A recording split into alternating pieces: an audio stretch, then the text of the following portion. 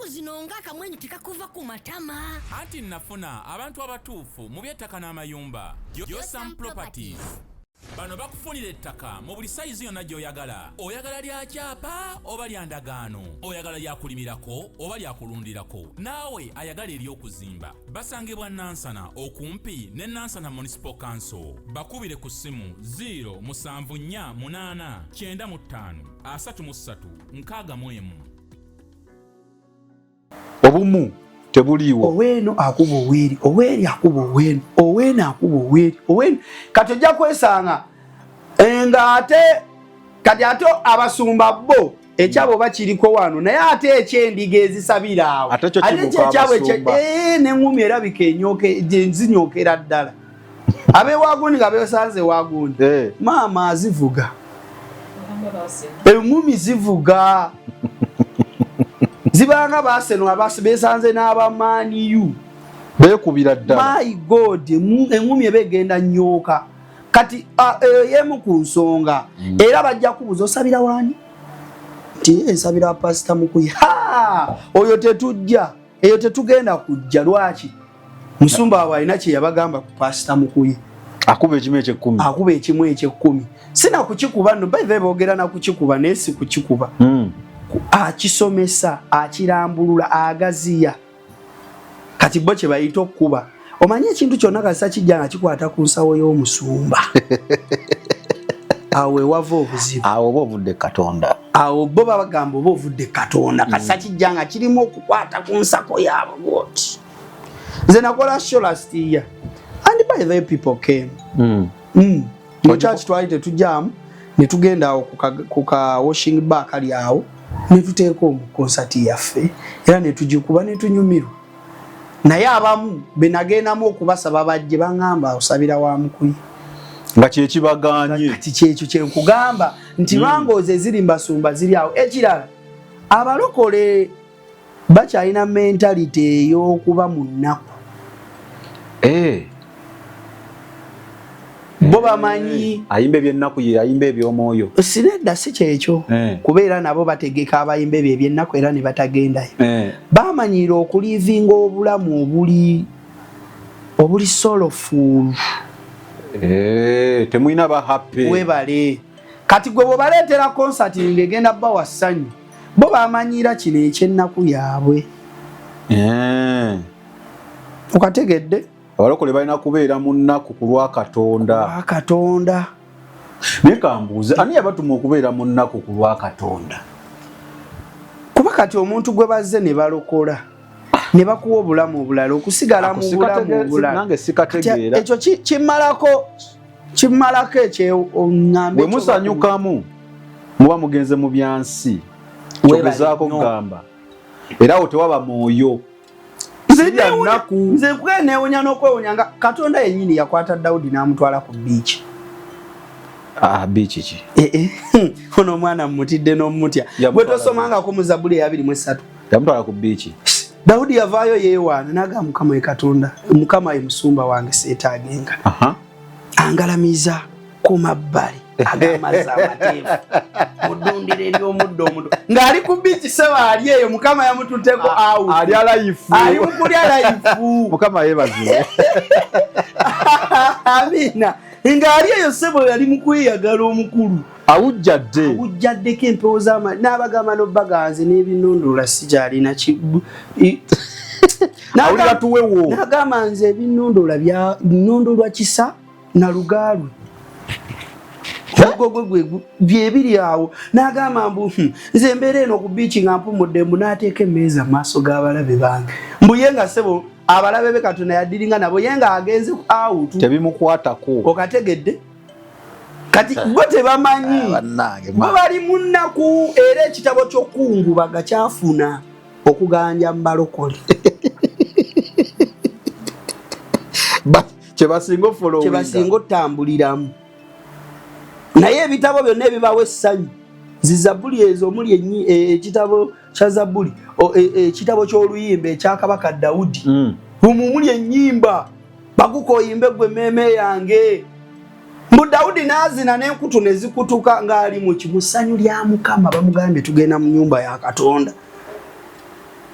Kugera yayogera n'okwogera nti nawulira essanyu we baŋŋamba tugende tusanyukire mu Mukama mu nnyumba ye. Kati buli lwe tukuŋŋaana ababiri oba abasatu Yesu yagamba abeera mu masekati gaffe. Kati tukuyise tukuŋŋaaneko wamu mu ssanyu lino ery'endongo. Anti kati mb'olumu endongo wejja amazina ge muzina siga Katonda omulabe ng'awamba mutyo ne muzina empere mukoona empere mukoona biki kasatubanga tugizinidde mu bbaala obuzibu kasatubanga tetugizinidde mu bbaala tugizinidde mu church kwe kyogamba tewaliyo baazinanga mu binywero enkutu ne zigwa lwaki eya Dawudi yagwira mu kkanisa amazina gatusooka weetegerezemu agatuuse enkutu abantu abamu tebazimanyi netuuka negwa nesumulukuka enkutu bwoddayo ne weetegereza abakyala abaganda bali abedda zengo ezo ze baayambalanga ne basibamu ekigundi muno ne kirukwata muno mu kiwato kati yatuuka nesumulukuka ne lugwa kati bw'aba munda teyalinaamu kapulo oba kyaleka yasigala na bute abaali okumpi ne bagamba ekiki kabaka atukoza atya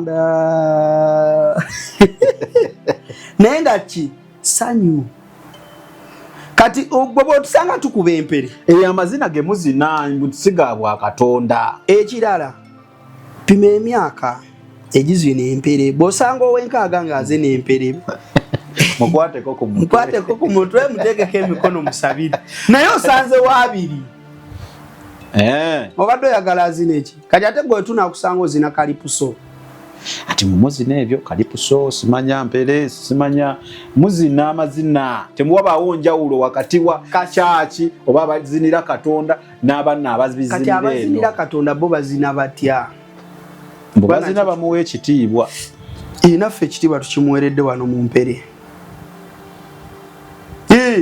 naye abavubuka nga mukyusizza nnyo ebintu gwe mulembe gwaffe ate bamuzeeyi awe batakimanye nti guno mulembe gwaffe kati bagenda kufuna obuzibu naffe ate omulembe nga mugwonoonye si gwonoona ye standard kwe gutambulira ye standard kwe guli kati kwokwo gwennyini kwe tulina osokooleramu bw'okimanyi nina bakyali bange babiri abaalokoka lwakubanga ttende eryo nga tukube vibe eyo olaba newokola ebina byokola bya sitaani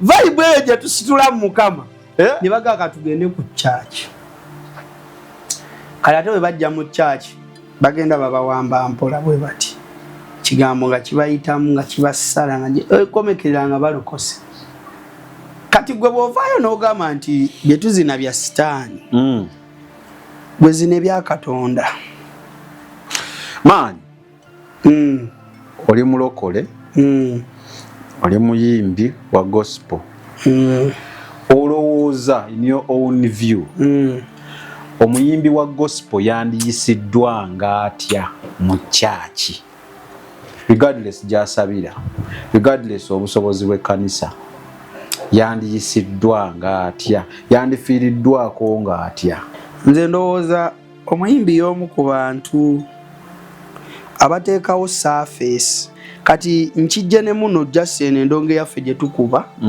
nkitutte ku level nga muyimbi oba atendereza oba asinza oba ayimba zino ezaffe ze tuyimba urban music oyo ali recorded oba kasaba nga muyimbi oba okitegeera yandiweereddwa omukisa gw'amaanyi nnyo okuyisibwa obulungi lwansonga yateekawo platform abantu abalako batambulira kantandikire ku basinza abasiiza abo bateekawo atmosphere omubulizi mwajjira oluusi oba omusumba oba abantu bano okubatwalako ewala oluusi bagenda mu kusaba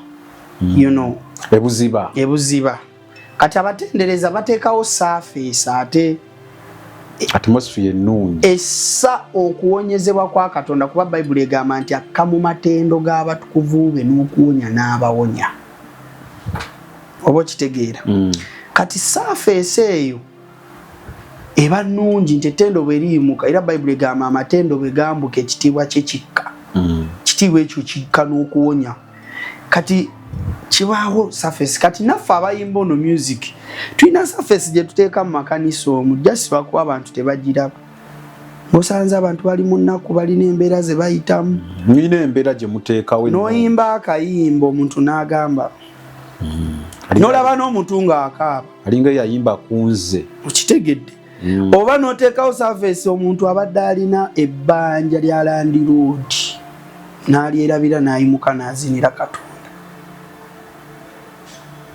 ne basumululwa ne bava mu butebe ne batambula ne balaba abazibe ne balaba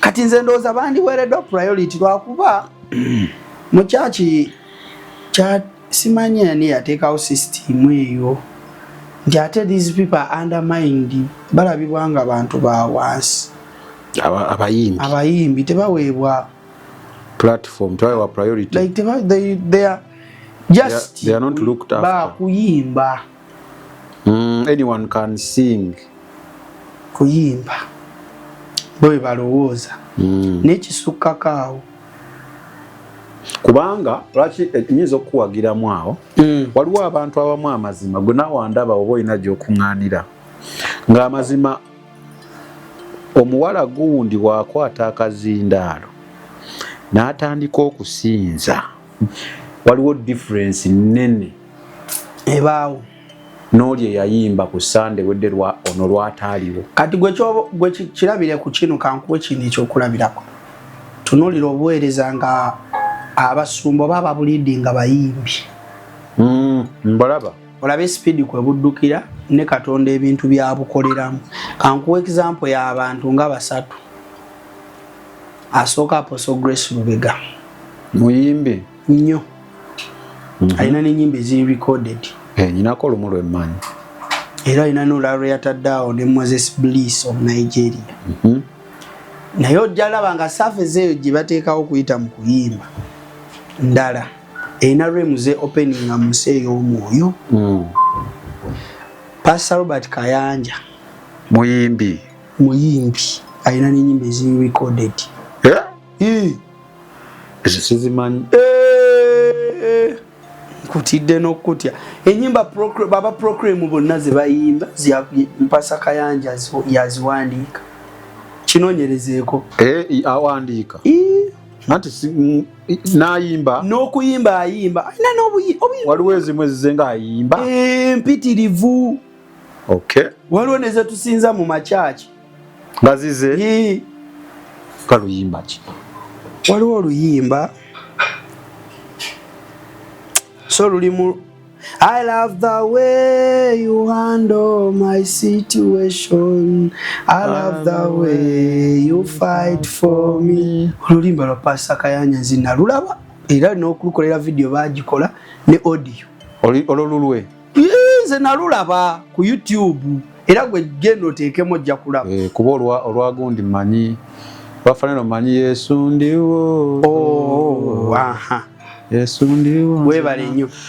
Kati bayimbi obuweereza bwabwe era olaba Bugembe Pastor Wilson Bugembe obuweereza era obulaba gwe wetegereze nnyo amakanisa ago gonna nga basumba bali gena muko deep mu kuyimba nga bayimbi waba atmosphere endala kati ate ne weesanga waliwo obuweereza nga abasumba si bayimbi naye nga kwaya ziyimiridde nga nyevu kati ng'ewaffe musumba waffe musumba Mkuye si muyimbi nnyo naye kwaya ye yakimanya nti emuteerawo surface era kwaya waffe nnungi nnyo omukwaya zo mu Uganda muno ekwatamu ekifo totandika totandika bintu ebyo ekirungi kyogerwako kwaya ya Harvest mutandisa okwewaana kwaya ya Harvest Teaching Ministries mu Kikoni ani manyi so abayimbi balina okufe bwe kiba kisoboka baweebwenga n'emisaala kyaki ezinga ani asasula omusumba omusaala ng'ali ku payroll sooka oleke gwe tokimanyi simanyi amakanisa mangi n'abasumba bali paso tiimu zonna ziri ku musaala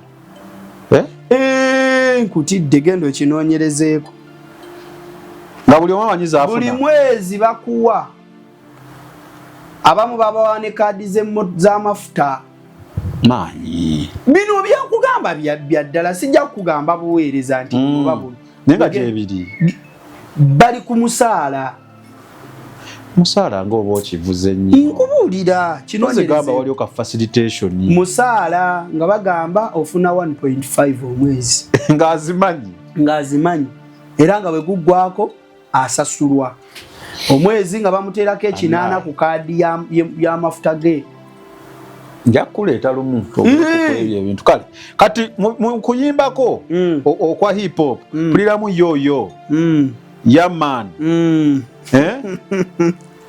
blood sibitegeera kuba bagamba ebyo nabyo koodi za sitaani nze naga ebintu mbijjeeyo mbuuze kati yoyo kitegeeza ati kati olulimi lwaffe abavubuka yoyo mbanga gamba kyeki kati mbanga kugamba waaye I'm calling you to get your attention ate blood zimanyi musaayi kati blood kya Luganda kya bwa Luganda lwansonga ffenna tulina omusaayi mbanga gamba muganda wange kati eyo kwogera kwa kivubuka kwa bavubuka kati atojja kusanga ne bamuzeeyi nga balina enjogera yaabwe ndala kati mwema mubulira enjiri mwina specific target audience gye mba musindikamu obaka bwa automatically ekyo bamuzeeyi ke bali kitegeera bajja wumula fa abazeeyi tubeesonyiwe bwe bali kitegeera ne kituula mitwe gyabwe nti ffe tulina audience gye tutagetinga bajja wumula so olutalo lwa lutamanya target audience awo kuba ffe tukimanyi tukitegeera bulungi nti tuli mu kubala bavubuka baveeri kubanga percentage Uganda ffe kati nyimbira wano mu Uganda one of the youngest generations munsi yonna 70% bavubuka kati 70% baba bavubuka kati ati lwaki ki ekiba kinkozesa ebyekikadde bwe mba njagala abagenda okulokoka nja kufunira ddala era abavubuka of which Paulo ayogera n'agamba mu Bakolinso ekisooka ssula ya 9 olunyiriri olwabiri otuuka ku 22 nti bwe nagenda mba amawanga neeyisanga ow'amawanga bwe nali Mbayudaaya neeyisanga ng'Omuyudaaya bwe nali ngenze yonna gye nagendanga mu bantu b'ekika kyonna kye nasangangayo neeyisanga nga bo I adopted their ways of living. Why? Such that I can draw many unto God. Bwe yagendanga mu batali bakomole yeeyisanga nga atali mukomole. Bwe yagendanga mu bakomole yeeyisanga ng'omukomole. Bwe yagenda mu Baruumi yeeyisanga ng'Omuruumi. Bwe yagenda kati naffe bwe nzija mu population y'abavubuka sola kweyisanga mukadde. Inja kweyisanga muvubuka nsobole okuwangula abavubuka. Kyova abanze n'enjiri yange njibuulira bwentyo. Era alaba ka video akatambula akakatambula nga abaana bali waggulu ku bana abapoota bali waggulu ku bizimbe bawaga naye awo wennyini naye atulizaawo obulokozi. Ogwange gwabuulira ogwa Katonda yalokola. Mbatabbire. Nalaba naye tuya mumaani. Okati okutabbira kyeki? Mbabuulire. Maani. Kati gwavaana agabya sitaani oliko ekikyamu. Tomanyi generation yo. Gwe wa sitaani obutamanya mulembe. Kati Katonda aliko emirembe oba Katonda y'omu takyuka kyeyayogera eggulo kyayogera kati taliko bya mirembe. Bagalatiya 4 egamba ebiro bwe byatuuka omukyala atamanya musajja n'abeera olubuto lwaki teyalubeeranga ebiro tebinnatuuka. God knows times and seasons and generations. Era bwe baba banjula Yesu mu Matayo essula esooka bakulaga nti okuva ku Ibulayimu paka ku gundi waliwo emirembe 14. Okuva ku Dawudi otuuka ku gundi waliwo emirembe 14.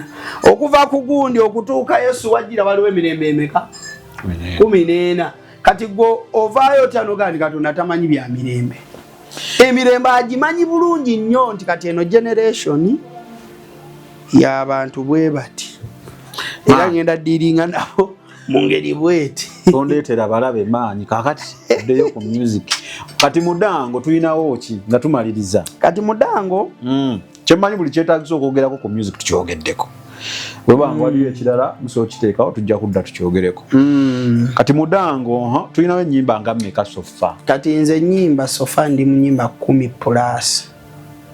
tolina kyoŋŋamba natandika naye mudango nenkuba mudango nenkuba nkwegomba nenkuba Jesus Police Police olwokutaano nenkuba mpeweeza olwomukaaga nenkuba ntambudde olwomusanvu nenkuba bwe nalokoka olwomunaana nenkuba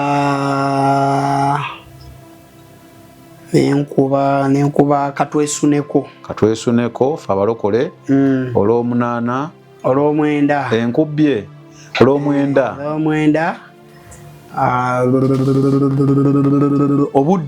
obudde then ne batabbire nzibikkule naye ajjaawo nzibikkule 10 naye ninayo oluyimba olulala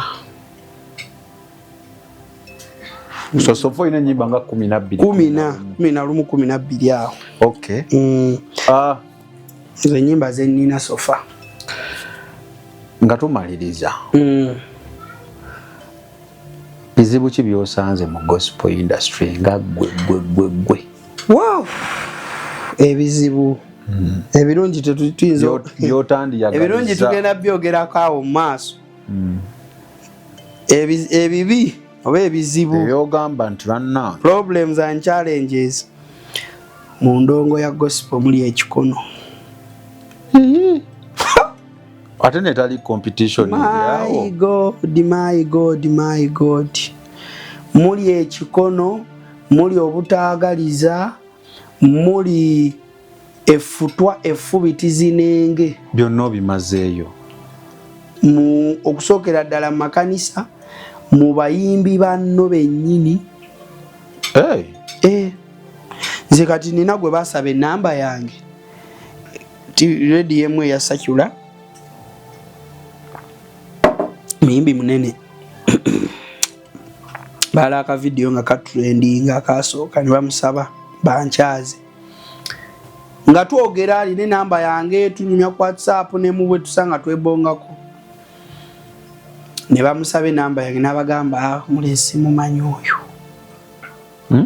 simumanyi n'abagamba tamumanyi nga muntu wo nga tubonga taanowo kalinza abasajja amala kunzuula ne banfuna bagamba gundi n'atugaata kumanyi nenkwata ku mutwe sebikono bingi otwala endongo yo ku radio oba TV okuba ne bakuwewula gospel kutidde yo production eyo gospel oduka ku kivulu nga tugeze mutuuse mugenda yimba ne bakuwewula bagaa temumuwa temuwa muzindaalo temuwa katuuti maama ne batakuwa katuuti kuyimba kweto maibali negayira kumpa microphone nga bemusa kutunuulira bwati nalaba nno nga orders yazifunye dda temumuwa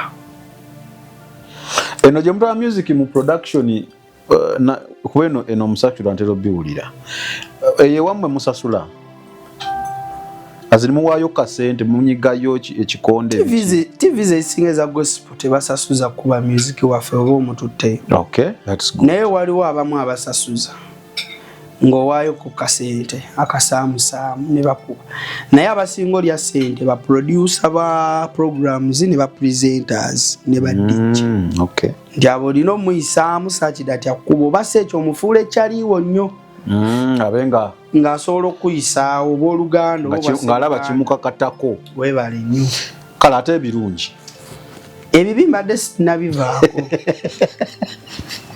ebibi mbadde sinabivaako tontwala speed mbadde manyi biwedde kuba oyogedde bingi nedda ebibi wakyaliwo sente ntono mutuwe ku sente abooluganda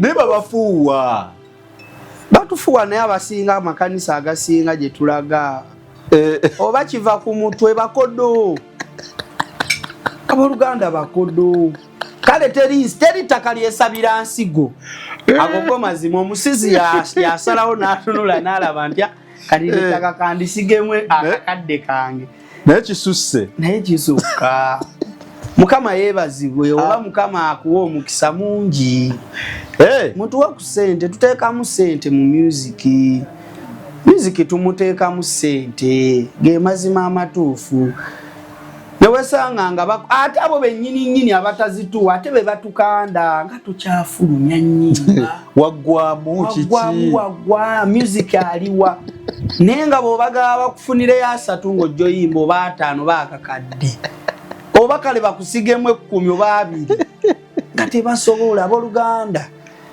omwoyo gwo ogw'obukodo gubaveemu mu linnya lya Yesu mutuwe ku ssente akola asiimibwa omuntu analya ku kirabo kye kirabo bwe mukiraba mukivujjirire ge mazima amatuufu mutuwe ku ssente naffe obulamu bukole ki bweyagale nga bali abaana abalala bweyagale tutambulire mu bulamu nga naffe tulina tirisi kyetusa ku mmeeza oba okitegeera then challenge endala ya bivulu byaffe bivulu bane ebifulopinga temujja kutuwagira tulanga ne tukolaki okulwawo kale tulwawo ne kati ffe ebyaffe bya layisi mitwalo gumu mitwalo 2 osobola okubula omutwalo kati mulanga bulungi okulanga tulanga ekisobose kye tusoboddeko lwansonga era byonna ebyo byetaaga ssente nti ojja tuuka oziteekemu baleme kujja oba okitegeera kati wesanga nga nakyo ekyo kikola ki kati kambuze nammwe mukugira ebivulu musooka kufuna luyimba nga wempulira mbu nalina oluyimba olutambula kateekeyo konsati era bwe kiri abantu balyoke babajjeko nga bawerawerako bw'okola bukozi nga jasi okola bukozi ganda wange kaba kaweddemu baba tebajja kujja mpozi ogenda kukolera ku kyaki era osobola n'okukolera ku kyaki n'abakyaki ne batajja kati ekivulu mukikola kusinza Katonda oba okukola ssente byombi naye ekisinga kufunamu kasente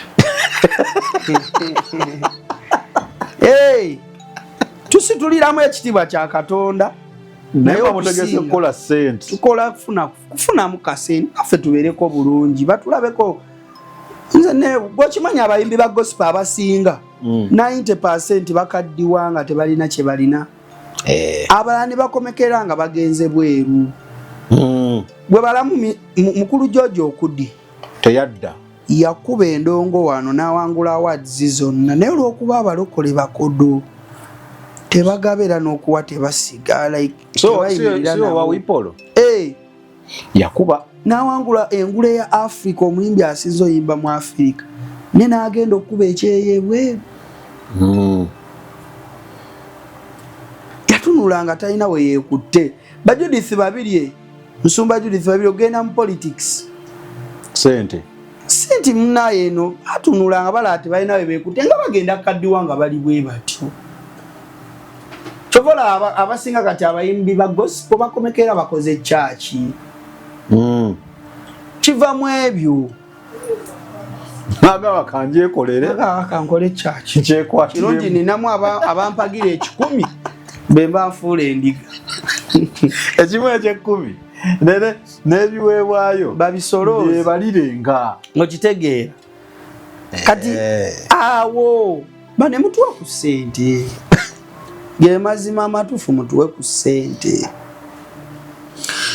webigwayo ebibi ng'oŋŋamba luli waŋŋambye nakuyingiridde mutuwe ku ssente ekirala ky'abantu batumalamu maanyi naye oli ebyaddala waba oŋŋambye yakyogera nga oli wakola musumba wakola bubi nze singa aga Katonda nali sinywedde oba simiridde mu doctrine ekyo kyokka kyali kimala okuddayo mu nsi n'engwa ate bamuŋŋambye we ndifuna amaanyi nja mwogera ze nkubuulira wakola bubi nali nja kuddayo mu nsi naye kati mazima ddala kyandigasiza kitya kati saazina abantu abaweebwa omukisa ku lw'okuweereza kw'empeereza n'abalokoka abeegatta ku ggulu oba kitegeera kati bw'anaasanga omuto ayimuka taddayo abajja kugwa oba kitegeera batumalamu amaanyi bangi naga kivulu kijja kusala tobikola byoyimba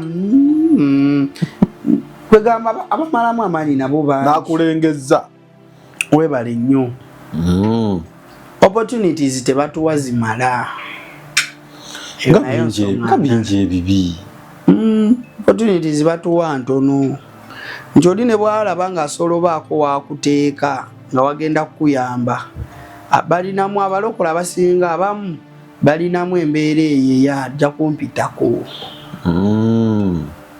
ajja kunsukkako golooza lwaki abasumba abasinga batya nnyo abaweereza babadde balina mu kyakyo tandika amakanisa ayinza okugenda n'abantu bange eyo mentality enfu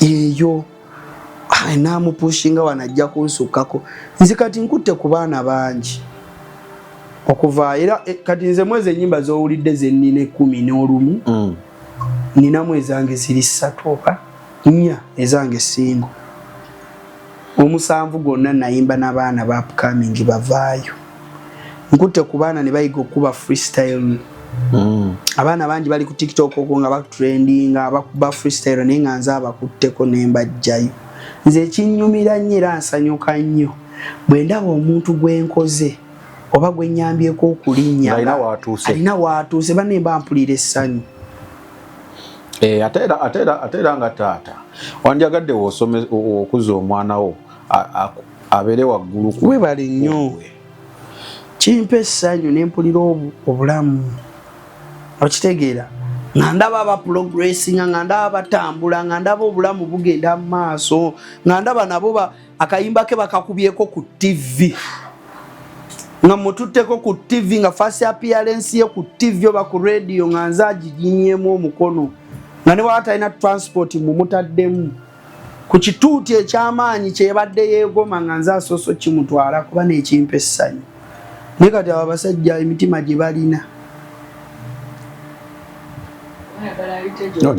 gyaba Babiloni musajja balokole bogamba balokole n'emitima tegirokokanga gikyakalubanga mayinja teginagonda kukira nnyama wangambye ensirike obimalayo yogere bingi ebibi bingi mu gospel industry ebisoomooza bingi kati tuwe ebirungi ebingi ebiyitirivu naawe era ebiri ebirungi sofa bye naakafunamu manyikiddwako at least kirala tinsobola oyitako mu kibuga oli nankubongako naga musumba ezakamaanyi gospel freestyle kabaka ekirala nfunyemuko ne ku busente obutali bungi mu gospel lwaki ogatako obutali bungi koma wali nfunyeko ne ku busente nfunyemu ne ku busente si bungi lwa nsonga singa bubadde bungi singa sikyatambuza bigere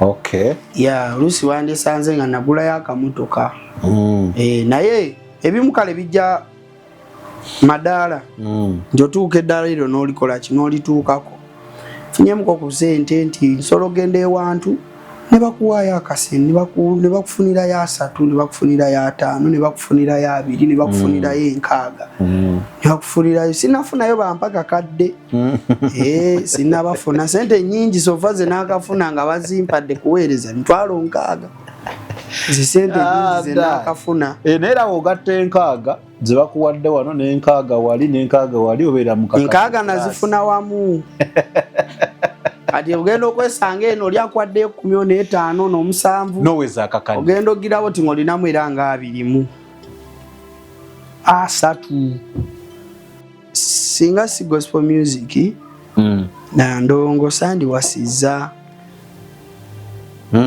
okuyita mu ndongo eno omukyala yayongera eyali wa Sunday school gwe twayogerako yayongera nakkiriza paka enatuuka ne muwasa yempete eyo yempete eno obulamu ne bukola ki ne butambula ng'ewabubala then ekirala mukama ampadde socialgram adde socialgram emikwano connections nti nange ssebo kati ninako abantu mu contacts zange bwe nga nti ono omulinamu oyo wange mukubira nenjogera n'atabuuza ani ono ampaddeko ate nga bantu be balabanga b'amaanyi gwe bataano bo kati kitegera kati bataano bange tinfunye emikwano ebweru wa Uganda abali mu America abali mu Abu Dhabi abali mu Bungereza abantu abali eyo kitegeera mukama ndeyingiddeyo foundation nimba nga nfunyeyo ko ku mikwano socialgram sofa simbisi ne mikwano gye gisinga mikwano gye gisinga nange nyinawo abantu bange bakabagenda babankyawa aliko olusekendo bakubye nnyo obankendeezeemu nti sina kyakukola Katonda beyampa wabimanyi oluseke lulungi ewamu naye wamukandususizza kuba ndaba ndaba tebi tebaja connecting